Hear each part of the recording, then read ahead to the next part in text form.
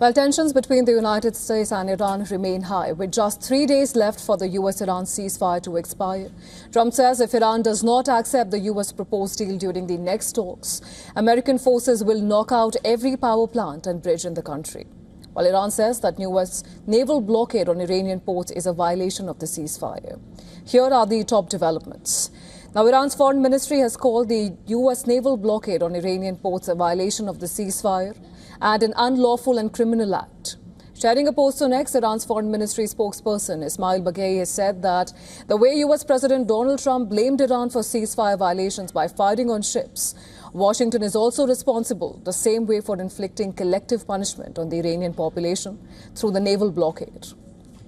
Meanwhile, Turkish Foreign Minister Hakan Fidan also expressed optimism that both the United States and Iran have the will to continue talks to end the war, and said he is hopeful the current ceasefire would be extended to keep diplomacy alive. He said the 14-day ceasefire, which is due to expire on Wednesday, if it's not extended, it should be prolonged to allow the negotiations to continue.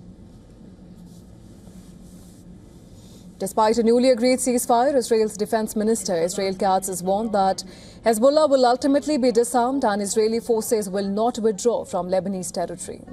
Katz vowed that the campaign will continue until the threat to Iran's northern communities is fully eliminated. He also stressed that Israel's operational objectives on the ground remain unfinished and the maneuver is far from complete.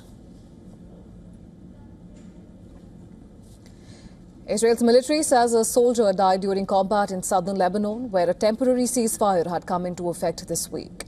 The total death toll of Israeli soldiers in the 6-week war between Israel and Hezbollah now stands at 15, according to military figures.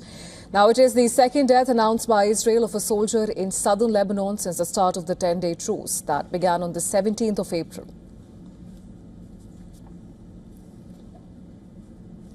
French President Emmanuel Macron will meet with Lebanese Prime Minister Nawaf Salam in Paris on Tuesday. The meeting is announced a day after a French peacekeeper was killed in Lebanon amid a fragile 10-day truce between Israel and Iran-backed group Hezbollah.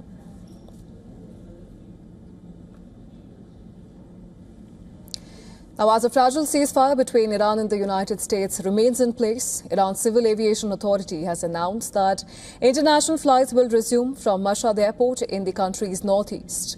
Iranian airports have largely been closed since the conflict with Israel and the United States, which began on the 28th of February. Businesses and schools in the north of Israel have been shut in protest against a ceasefire in Lebanon. In the Israeli city of Kiryat Shmona, where residents voiced their hopes for a long-lasting peace with Lebanon, they said that Israel should not stop fighting Hezbollah that, according to them, has been raining rocket fire on the region for decades.